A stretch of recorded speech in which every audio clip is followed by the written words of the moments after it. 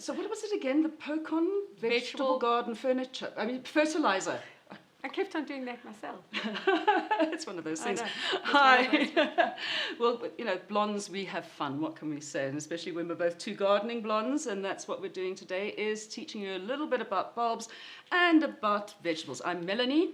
I'm Linda, and I'm from Sought After Seedlings, and I'm going to talk about vegetable seeds.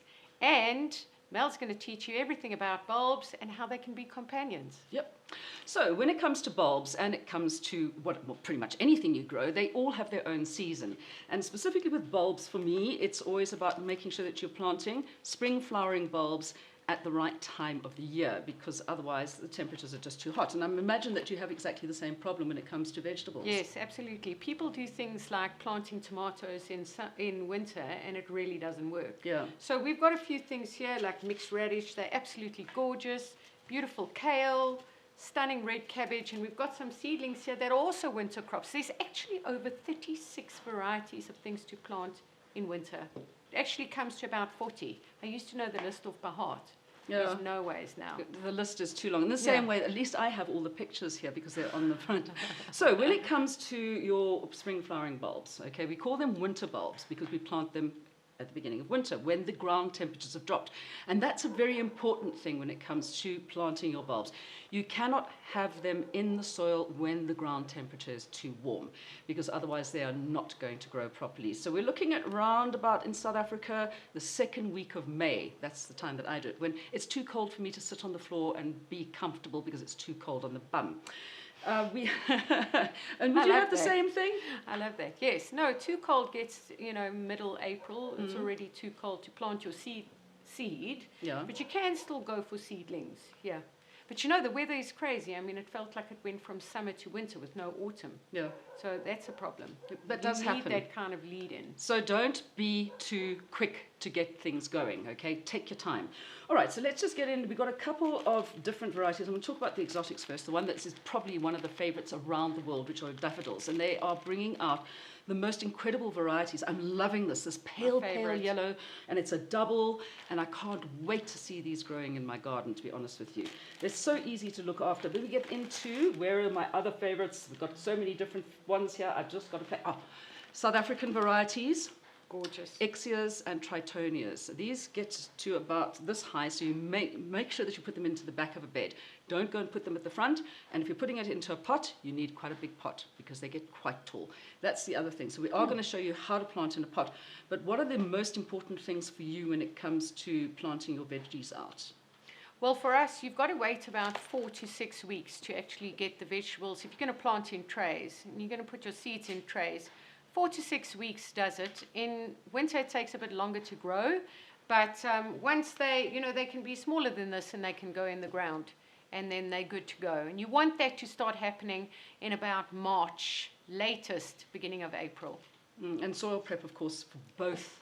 Absolutely. Lots of plants here. But you're going to show the soil prep. Yeah, soil prep. But I'm talking about soil prep in your beds as well. Oh, yes. Use the best compost you can get.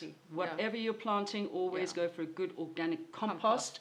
Dig it in well, leave it, get rid of the weeds, and then start thinking about planting. Yeah. All right. So we're going to plant something in a pot. Yeah. Because you can plant anything in a pot. Yes. And especially bulbs in a pot. They're so useful. You can put them inside.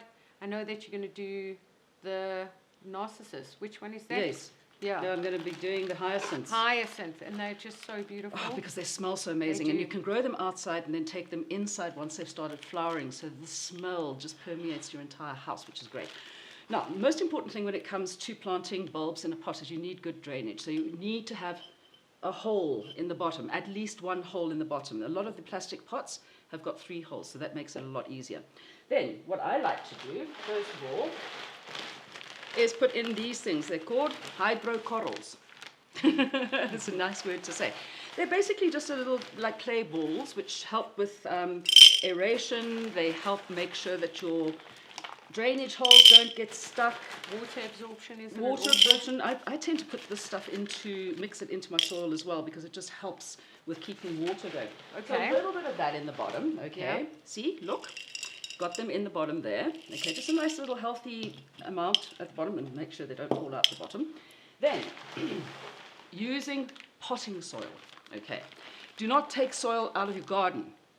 You don't want to be doing that because the soil is the wrong medium to grow your bulbs in. Sure, if you're planting your bulbs into the soil, that's fantastic.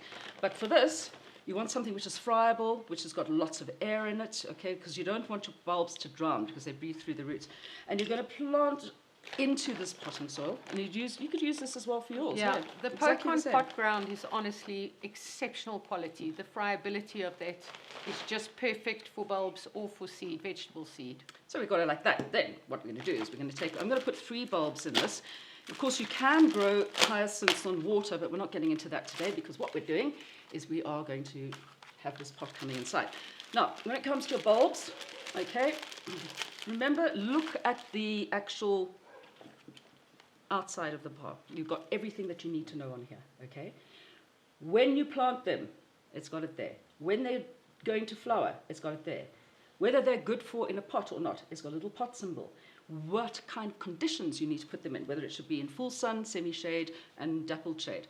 And on the back of the pack as well, it tells you how big they get, and it tells you how far apart you should plant them if you have them in the garden. But obviously, as I said, when it comes to a pot, you can put them a little bit closer. Pointy end up. This is a true bulb. You'll see the pointy end is up. If you're ever confused about it, you can always plant it on the side. These little things pull themselves around with their roots so that they grow in the right place. Bed them down nicely. Where are they gone? Come back here. Okay, so we're going to have 3 of them. You can plant them quite close together. Yeah, we can. We're going to put 3 in here Wow. because we want to get, it's quite a nice big pot Yeah. for these. Then what you want to do is you're going to fill the rest of the pot up with soil. But that's how big your bulb is, that's how much soil you want to put on top of it. And that's the rule of thumb for the majority of bulbs, with the exception of some that like to have their head and shoulders out of the soil. Yeah. But that much soil is going to be going on top. That's about Okay. 2 centimeters. Well, it depends on the size of the bulb, really. Oh, does it actually count? Yeah. Does it have to be If half the size of the you've got a bulb? little bulb this size, then you'll just put that much soil on the top. Oh, so it's okay. But just don't make them go down too deep, and make sure if you're in the garden that your soil is well draining. That's why we keep saying compost. Put Yeah. compost into the soil. All we're going to do then is put more soil on the top here. This wonderful potgrond. Love it. It feels so good as well. Mel, would you put any fertilizer in there over and above that? Well, when you're doing it first, you can mix in a little bit of the bulb food, and I use bulb food because it's been specially formulated specifically to actually get your bulbs growing. Right. So you can take some of this, a little bit, the instructions on the back as Yeah. well, sprinkle some on, and then what we've got to do is just water it in well. Then Okay. you leave it. Okay, watering is key when you're planting bulbs. So if you've got them in the garden or in your pot, make sure first of all that your pot doesn't dry out. You want to pop your finger in, feel if it's not moist, Right. then you want to water Yeah. it. And you water it so that the water comes out the bottom when you're doing it in a pot. Same okay? as seeds. Yeah. So we do the same thing. And if you're watering in the garden, they say 40 minutes 4 times a week, and don't forget. Because, well, I find it a bit of a hit and miss affair sometimes, I have to be honest with you, and they seem to still grow. But that is the rule of thumb. You need to make sure that when your bulb is growing, I've got one out here, when it's growing, the roots come out, the roots are going to come down to there. So you're not watering just that much where the soil's on the top and the bulb is there. You want to get down into the root zone. Right. So you need to let it water, the water percolate all the way down through to where the roots are here, which means you need to leave a sprinkler on nice and lightly so it just soaks down into the ground. And that's it. If you want to put a bit of colour until the bulbs start popping through, you can plant like a couple of pansies or violas, which of course you have in your gardens as well because they're edible. They're fantastic. Companions are key. They really do Yeah. help for pest control, etc. So having some of these bulbs next to your vegetable garden is really amazing. I mean, they smell good, they look good, and you've got to have the aesthetics as well. It's really important. What we would add is the Pokon vegetable garden fertilizer. That's fantastic. It's organic. It's just wonderful, and it works. And we'd put it on top of this very potting soil, and just literally like salting your food. Yeah. You know, that's how you throw it on top. Absolutely, it's It's a little bit fantastic of food. stuff. Well, the thing is with this pot soil, the pot front, okay, this has also been specially formulated that it has enough food in it to actually keep the bulbs growing. That's So fantastic. you don't need to put anything else at the time. Okay. The most important time to actually fertilize your bulbs is when they're finished flowering. Oh, that's And interesting. then they need to bulk up for the next year. Oh, yeah. So at cool. this stage, if you've got it in your good potting soil, Right. you should be A for away. When it comes to your veggies, okay, Yes. what are the problems that you might see happening every now and then, and how would you go about not making sure that they don't actually continue? You know, the rule of thumb here is compost is king. You use the right soil, you have that beautiful quality in terms of food, microbes, etc. Your plants won't struggle. But the key thing that people do is they don't water consistently, and that's a big one. And as you said, watering is really important. So the key thing is you've got to water, and you've got to be consistent. You can't just surface water. You know, you move that soil 2 centimeters to the side and it will be absolutely dry. If that happens, make sure, as Mel says, let it percolate through. Let it run out of the bottom of the pot, or make sure that it really goes deep into your soil if you're going to plant in the ground. When you have inconsistency, too little food in your soil, too much food in your soil, too little water, too much water, that generally causes problems. And, you know, when there's, you know, this variation in soil temperatures, cold nights, warm days, that can also cause problems. So look after your little seedlings. Look after your seedlings. By the way, you've got a beautiful pot here, but as you can see, this pot has no holes. Okay, so if you want to plant in a beautiful pot and you're using either bulbs or veggies, you can take your plastic pot like this, as long as it's got drainage. Put a couple of stones in the bottom here so that when you put your pot into it, it stands it out of the water, because you just want to make sure you have drainage. And then you pop your pot inside there and it looks beautiful. But you can't plant straight into that pot. You'd actually do exactly what you did for vegetable seeds. Exactly the same. You'd put those little corals in the bottom. You'd put this amazing soil. You plant your seeds. The instructions are very clear at the back on both brands. The Linda's Original Seed, the Frankie Cementi. Very clear instructions, how deep you plant the seed, how far apart you plant the plants. Very, very clear what companions to use, but you can just see over here what companions you can use. They're amazing. So you've got all the information, when to plant them, the sun, the shade, etc. Semi-shade. No vegetables grow in shade. Yeah, and what bulbs grow? Yeah, what are the when it comes to the bulbs, mostly you're looking at either full sun, and when we talk about full sun, it means like at least 6 to 8 hours a day, which is what vegetables need. Okay. When it says semi-shade, I would always suggest that you plant where they're not going to be getting harsh afternoon sunlight. So you plant it where you're going to get morning sun, dappled shade. So underneath, like your daffodils can go underneath trees. You get various other little blue star flowers, snowdrops and snowflakes. You'd put those underneath your trees as well.